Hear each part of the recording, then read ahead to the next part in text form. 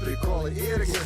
Viskas, kas galėjo ir vis palaiko plakant mano širdį. Namai namais, prisimeni išvykęs, grįžusiam gerai, bet ką iš tų senų laikų sutikus.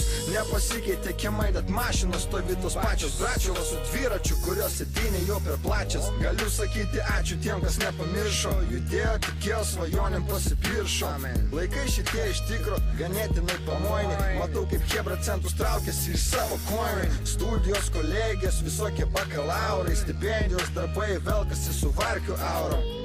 Lyg būtų du gyvenimai, kitokį vienas tam, kad reikia kitas, kokį tu gyventi moki. Negriaunam tiltų, mes nestatom šimtamečių vizijų. Kas kuria su savo svajonėmis, jau užsilizino. Gyvenk šiandieną, kol šiandien gyventi galim. Senai gyvenam pinigais ir šiukšlėmis moraliai. Negriaunam tiltų, mes nestatom šimtamečių vizijų. Kas kuria su savo svajonėmis, jau užsilizino. Gyvenk šiandieną, kol šiandien gyventi galim. Senai gyvenam pinigais ir šiukšlėmis moraliai. Tie, kas mindė, čia neliko mindumais. Kas buvo vyrai, liko vyrais, jie nepavirto pindomis. Ponučiai rinkosi eilinius liuks apartamentus, o mes svajojom tik truputį tam tikrais momentais. Žvaigždėm bekrentant, nekristi patys stipriai stengiamės, bet nubrėžti tikslai juk taip dažnai pralenkiamus.